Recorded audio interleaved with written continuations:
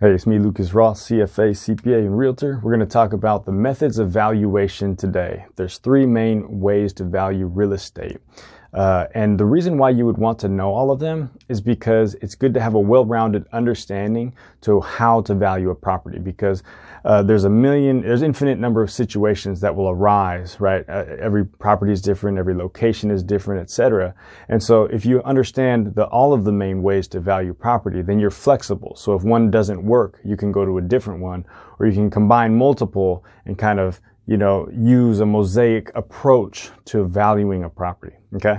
So starting with the first one, this is the most basic, common one, is the comparable sales approach.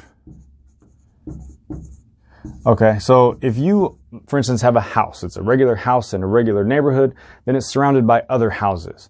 And so you're going to value your home based on what other homes around you have sold for. Very straightforward. And very common, right?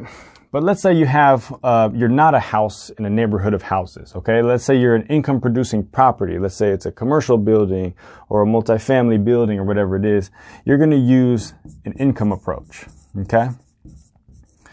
And what that means is, you might have a 6-unit apartment building or a 16-unit apartment building, let's say, and then several miles away in a different neighborhood, is the closest one that's 20 units or something like that. It's not exactly the same.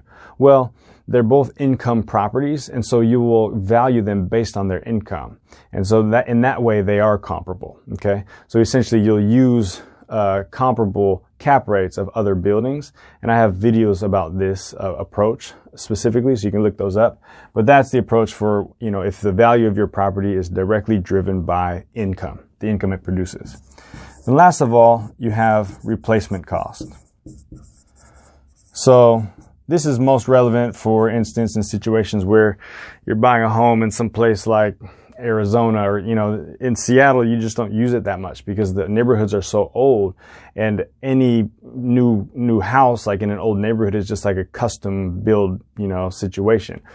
But if you're in an area where there's lots of new houses going up and you can actually ascertain the price of a lot and then the construction cost, then obviously if you're buying a home in that neighborhood and you don't want to pay $500,000 if the lot costs $100 and to build costs $300, you know what I'm saying? So you would use the replacement cost to value the property that you're looking at in a situation like that.